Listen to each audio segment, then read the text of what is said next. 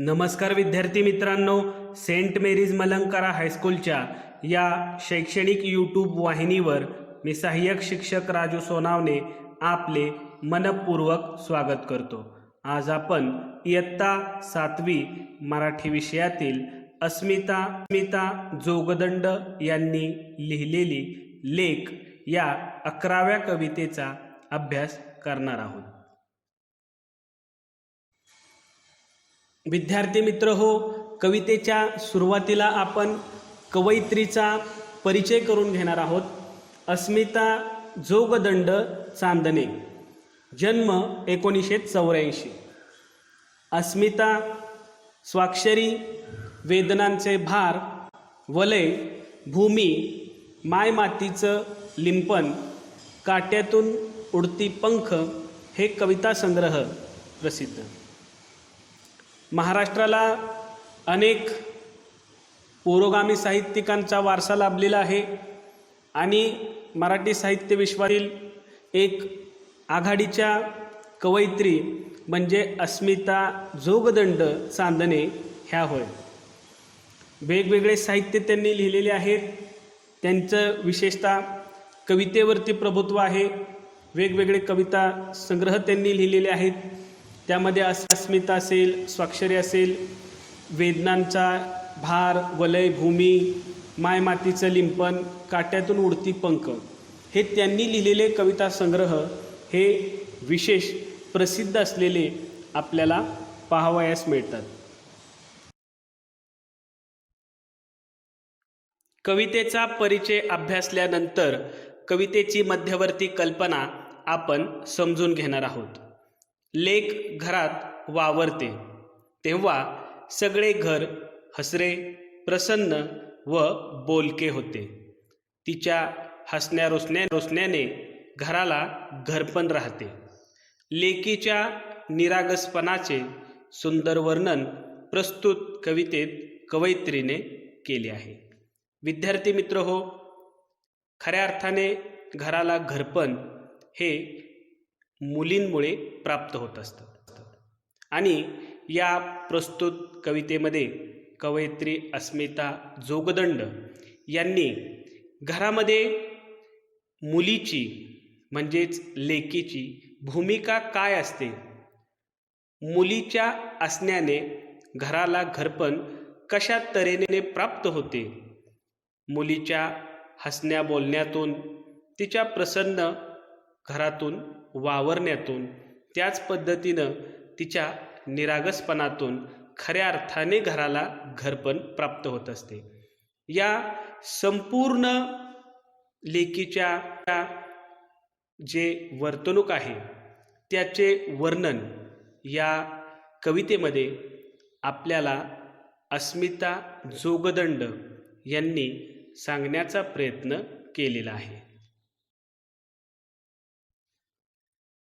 कवितेची मध्यवर्ती कल्पना समजून घेतल्यानंतर विद्यार्थी मित्र हो, आपण ही कविता तालासुरामध्ये गाणार आहोत। पान क्रमांक 40।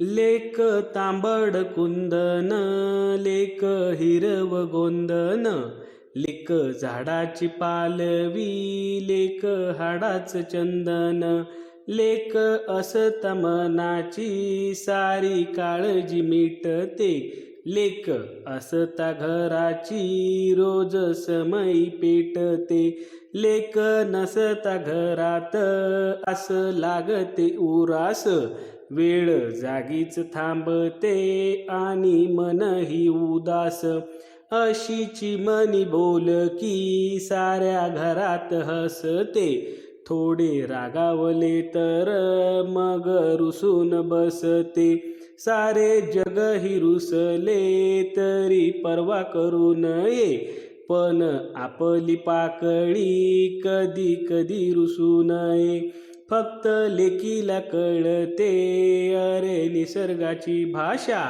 काळ्या रात्रीला लागते कशी सकाळची आशा।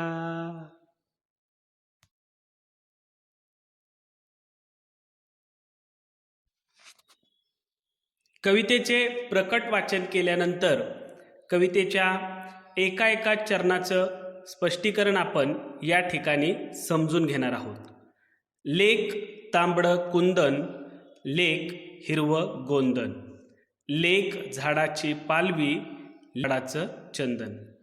विद्यार्थी मित्र हो, या प्रस्तुत कवितेमध्ये कवयित्री अस्मिता जोगदंड यांनी मुलीचं वर्णन या संपूर्ण कवितेमध्ये केलेलं आहे. आणि या चरणामध्ये या कवितेच्या सुरुवातीचं हे पहिलं चरण आहे.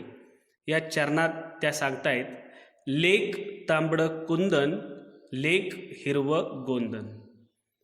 लेख हे एखाद्या तांबड्या कुंदनाप्रमाणे आहेत असं या ठिकाणी कवयित्री करतायत. लेक हिरवं गोंदन, ज्याप्रमाणे एखादी महिला तांबडं कुंदन म्हणजे त्याचा अर्थ अस्मिता जोगदंड असा सांगतायत की एखादी सुवासिन महिला ज्यावेळेस आपल्या माथ्यावर म्हणजे आपल्या कपाळावर कुंकू लावते, तांबडं कुंदन लावते, लेक त्याप्रमाणे असते. त्याच पद्धतीनं त्या तांबड्या कुंदनाच्या खाली पूर्वीच्या काळात महिला गोंदत असायच्या, गोंदलं जायचं. हिरवं हिरवं त्या ठिकाणी आता अलीकडच्या काळात जसा टॅटो असतो त्याप्रमाणे एक टिकलीचा आकार, त्याला गोंदन असं म्हटलं जायचं. तर तो धागा पकडून कवयित्री अस्मिता जोगदंड सांगतायत, लेक तांबडं कुंदन, लेक हिरवं गोंदन.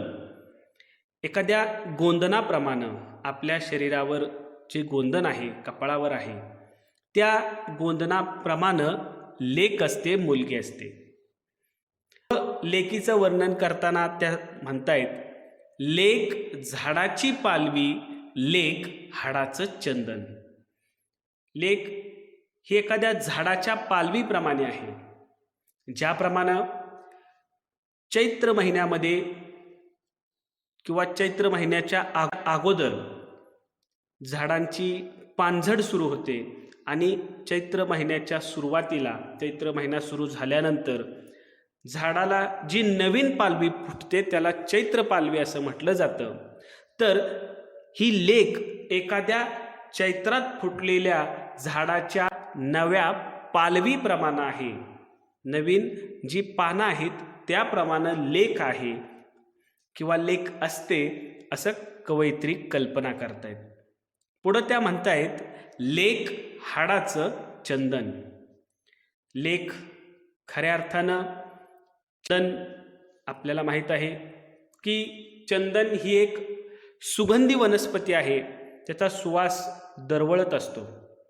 आणि त्याप्रमाणे एखाद्या हाडाच्या चंदनाप्रमाणे म्हणजे सुगंधित चंदनाच्या झाडाप्रमाणे लेक असते असं कवयित्री या पहिल्या चरणामध्ये इथं लेकीचं वर्णन करताना स्पष्ट करतायत. अतिशय सुरेख चरण आहे, पहिलं चरण आहे. त्यामध्ये त्या सांगतायत, लेक तांबडं कुंदन, लेक हिरवं गोंदन, लेक झाडाची पालवी, लेक हाडाचं चंदन. अतिशय सुरेख लेकीचं वर्णन या चरणामध्ये कवयित्रींनी केलेले आपल्याला पाहावयास मिळते.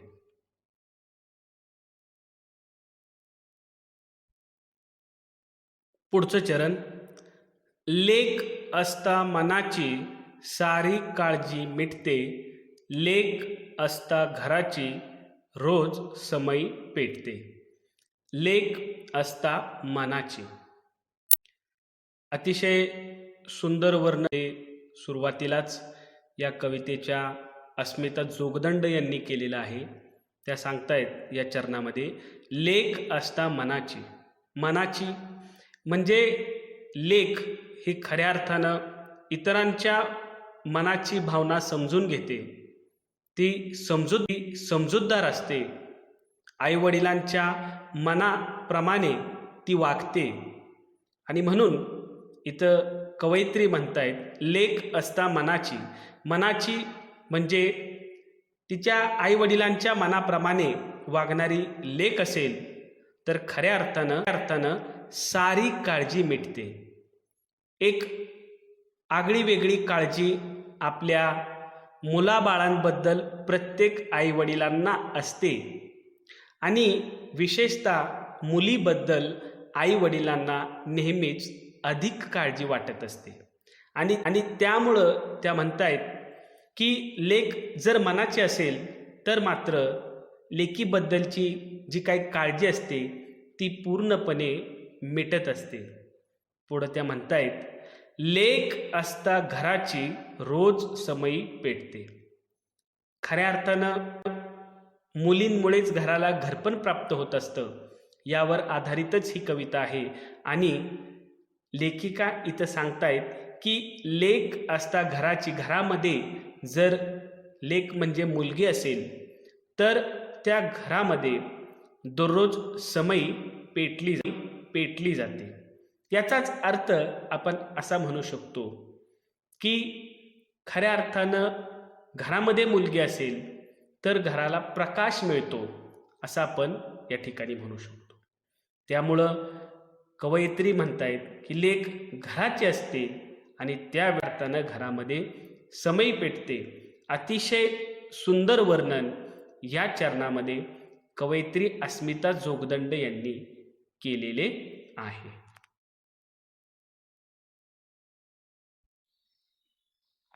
पुढचं चरण, लेक नसता घरात आस लागते उरास, वेळ जागीच थांबते आणि मनही उदास.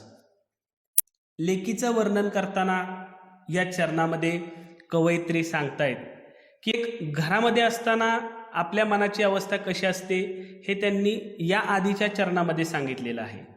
आता त्या सांगतायत की लेक घरात नसताना एक आगळी वेगळी आस उराला लागत असते. लेक नसता घरात आस लागते उरास. लेक घरामध्ये नसेल तर त्यावेळेस एक आगळी वेगळी आस म्हणजे इच्छा, आणि ही इच्छा आपल्या उरात म्हणजेच हृदयामध्ये, ज्याला इंग्लिशमध्ये आपण हर्ट असं म्हणतो, आपल्या हृदयात एक मुलगी घरात असावी जी घरातून बाहेर गेलेली आहे, सध्या ती घरात नाही, परंतु तिच्या आठवणीनं मन बैचेन झालेलं आहे आणि त्यामुळं आपल्या मनात इच्छा निर्माण होते की आपली लेक घरात असली पाहिजे. त्या पुढं सांगतायत की लेक घरात नसताना आपल्याला पुरास आस लागतेच, परंतु त्याचबरोबर वेळ जागीच थांबते आणि मनही उदास.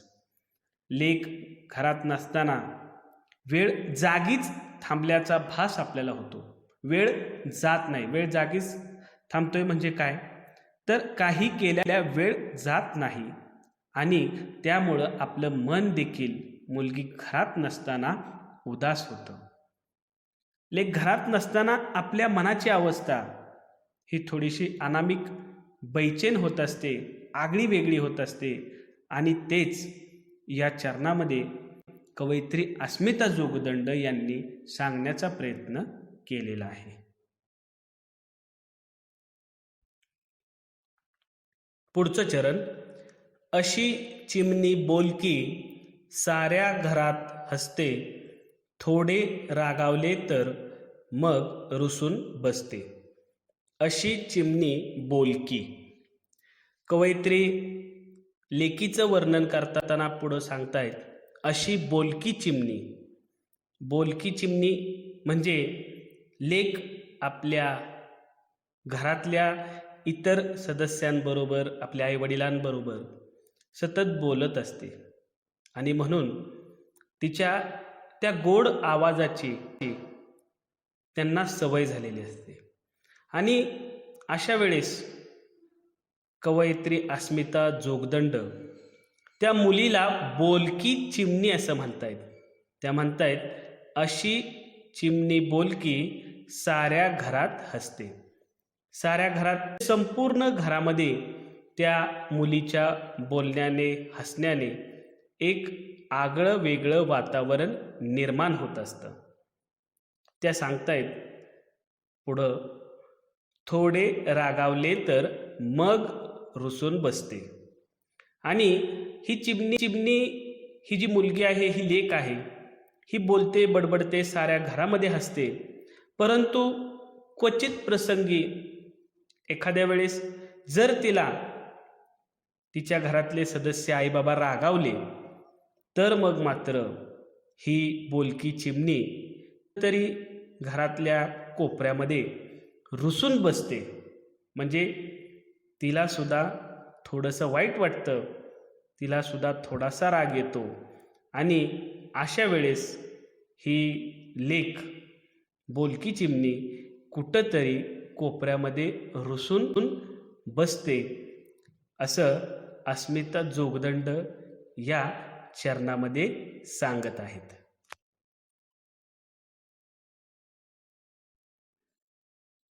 पुढचं चरण, सारे जगही रुसले तरी पर्वा करू नये, पण आपली पाकळी कधी कधी रुसू नये. कवयित्री अस्मिता जोगदंड या संपूर्ण कवितेमध्ये लेकीबद्दल त्यांच्या मनामध्ये ज्या काही भावना आहेत त्या संपूर्ण भावना त्यांनी इथं व्यक्त केलेल्या आहेत. या संपूर्ण त्यांच्या भावना व्यक्त करताना या चरणामध्ये त्या सांगतायत, सारे जगही रुसले तरी पर्वा करू नये. सारे जग, सारे म्हणजे संपूर्ण जग जरी आपल्यावर रुसले तरी चालेल, त्याची पर्वा आपण करायची नाही. त्या सांगतायत सारे जगले तरी पर्वा करू नये. जगाची पर्वा आपल्याला करायची नाही.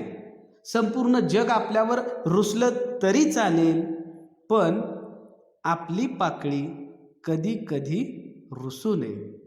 त्या सांगतायत की आपली पाकळी ज्याप्रमाणे एखाद्या फुलाची जी पाकळी असते त्या पाकळीप्रमाणे आपली लेक, आपली मुलगी आहे असं कवयित्री यांना वाटते. त्या सांगतायत की आपली पाकळी म्हणजे आपली मुलगी कधी कधी रुसू नये. अगोदरच्या चरणामध्ये आपण पाहिलं की आपली मुलगी म्हणजे हसते, खेळते घरामध्ये, पण थोडे रागावले तर ती रुसते. आणि अशा वेळेस कवयित्री अस्मिता जोगदंड सांगतायत, भले सारे जगही आपल्यावर तरी चालेल, त्याची आपण कधीही पर्वा करायची नाही, पण आपली पाकळी म्हणजे आपली जी मुलगी आहे तिला मात्र आपण कधीही रुसू द्यायचं नाही, म्हणजे तिच्यावर रागावायचं नाही. तिला कुठल्याही प्रकारचं दुःख आपण देऊ नये अशी भावना अस्मिता जोगदंड यांची आहे. आणि तेच त्यांनी या चरणामध्ये सांगितले आहे.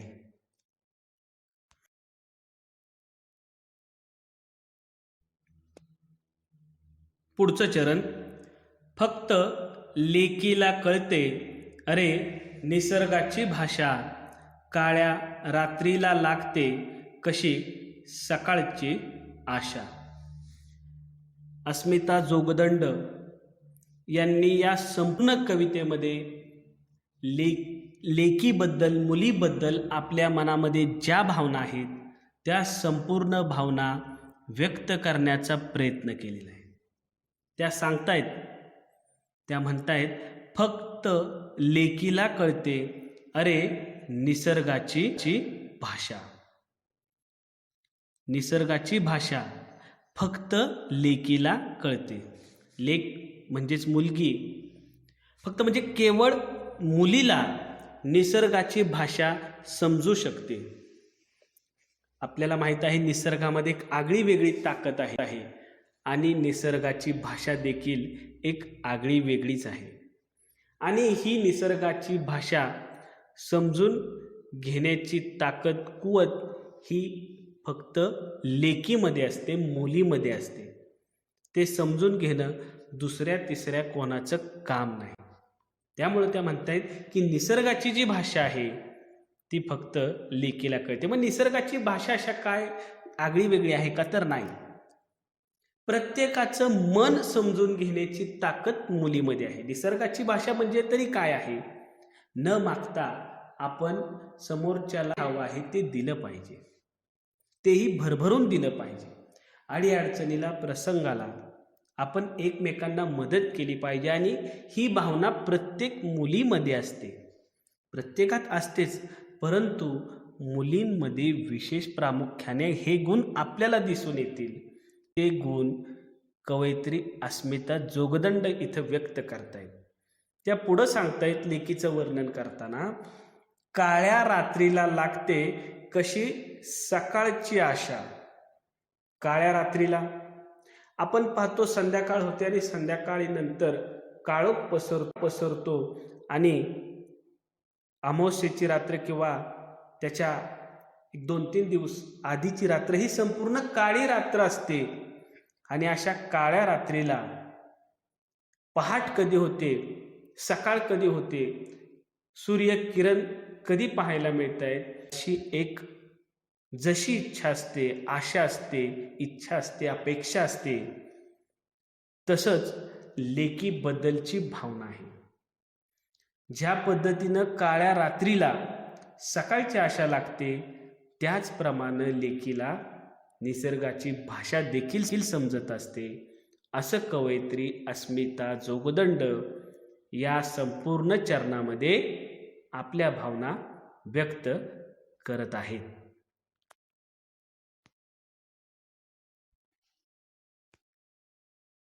विद्यार्थी मित्र हो, अस्मिता जोगदंड यांनी लिहिलेली लेख ही कविता आपण अभ्यासलेली कविता आपल्याला कितपत समजली हे तपासण्यासाठी, त्याचं मूल्यमापन करण्यासाठी एक स्वाध्याय आपण सोडवणार आहोत. त्या स्वाध्यायाचं मी प्रकट वाचन करतोय. स्वाध्याय. प्रश्न: तुमची लाडकी ताई घरात नसली तर तुम्हाला काय वाटते ते थोडक्यात सांगा. पुन्हा एकदा प्रश्नाचं मी प्रकट वाचन करतोय. स्वाध्याय. प्रश्न: तुमची लाडकी ताई घरात नसली तर तुम्हाला काय वाटते ते थोडक्यात सांगा. विद्यार्थी मित्र हो, या अतिशय साध्या सोप्या प्रश्नाचं उत्तर तुम्हाला तुमच्या वहीमध्ये लिहायचं आहे. हा छोटासा स्वाध्याय त्या ठिकाणी मूल्यमापनासाठी आपल्याला सोडवणं गरजेचं आहे.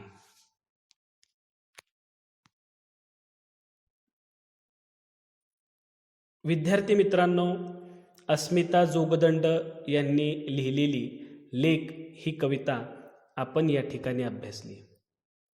कविता अभ्यासत असताना आपण सुरुवातीला कवयित्रीचा परिचय अभ्यासला, नंतर कवितेची मध्यवर्ती कल्पना समजून घेतली.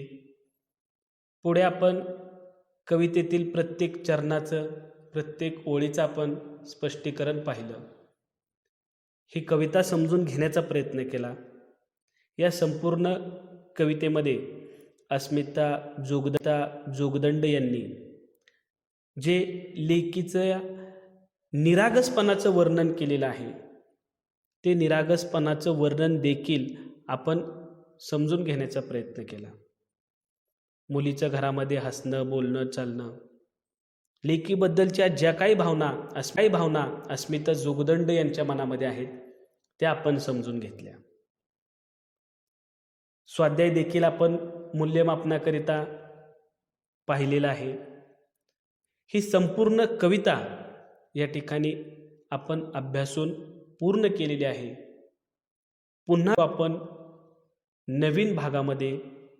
तोपर्यंत धन्यवाद.